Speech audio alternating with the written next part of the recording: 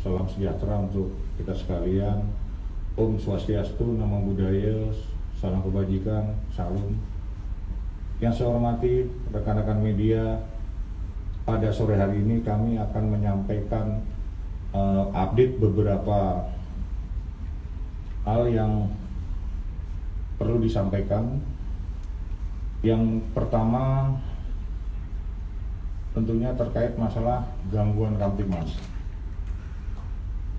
Secara umum, tren gangguan Kamtibmas mengalami penurunan sebanyak 14 kejadian atau 1,20%,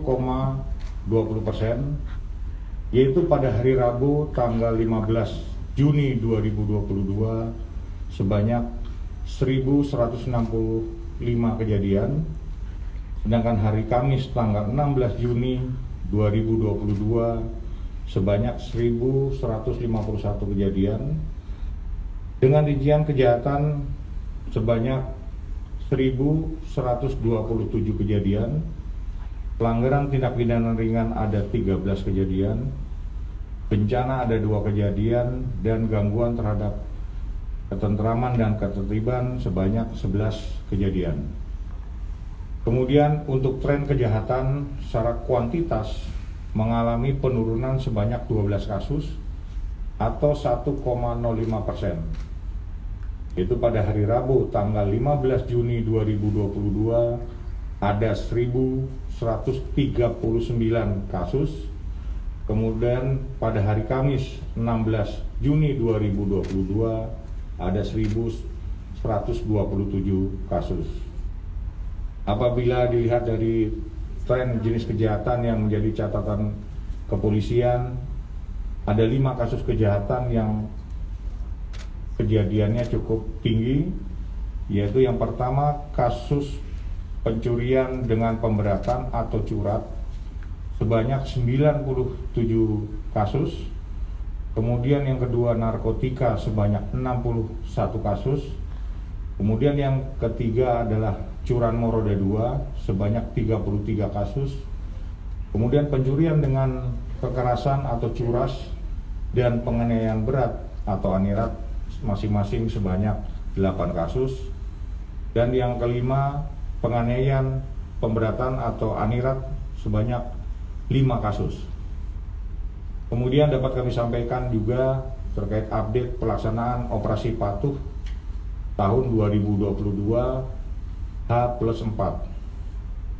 Berdasarkan laporan harian pada posko pelaksanaan operasi patuh 2022 Polda Jajaran pada hari Kamis tanggal 16 Juni 2022, yang pertama adalah jumlah penindakan pelanggaran lalu lintas sebanyak 45.915 penindakan, dengan rincian etle sebanyak 7.650 penindakan, dan teguran sebanyak 38.265 penindakan.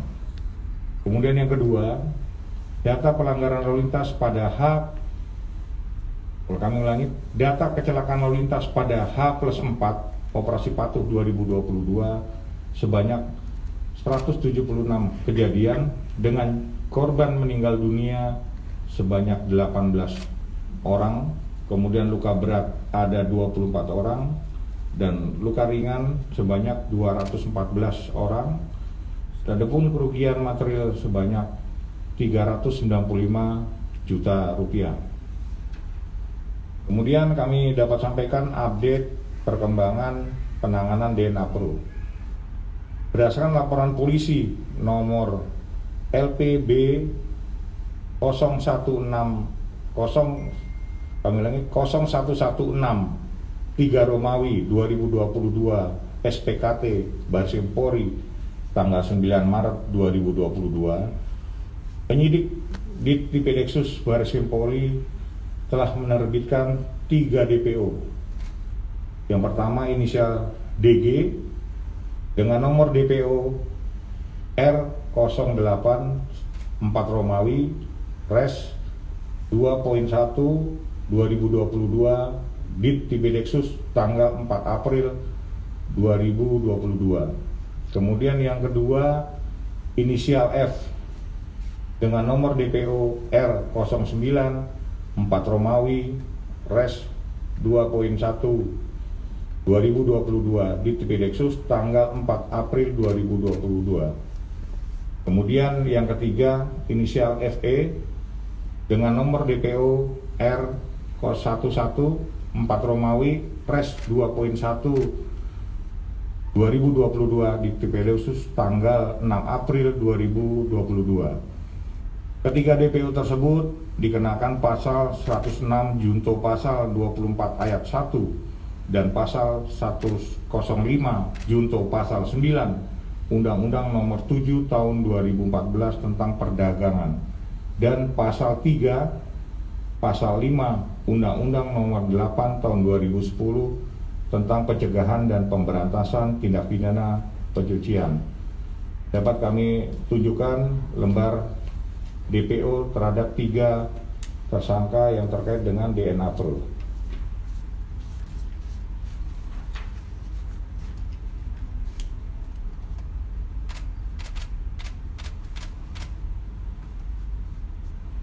Ya. Kemudian dapat kami sampaikan juga update terkait dengan perkembangan dugaan penggelapan Wana Arta, bahwa penanganan kasus Wana Arta sudah ditingkatkan dari penyelidikan menjadi penyidikan dengan laporan polisi nomor yang pertama LP B0476 8 Romawi 2020 Bareskrim tanggal 5 Agustus 2020. Kemudian LP B 0606 10 Romawi 2020 Bareskrim tanggal 23 Oktober 2020. Kemudian yang ketiga adalah LPB 0108 2 Romawi 2021 Bareskrim tanggal 18 tanggal 16 Februari 2021. Dan surah perintah penyidikan nomor yang pertama adalah SP Sidik 89 1 Romawi Res 1.24 2022 di Tipidexus tanggal 1 Januari 2022. Kemudian yang kedua adalah SP Sidik 895 11 Romawi Res 1.24 2022 di Tipidexus tanggal 25 November 2021.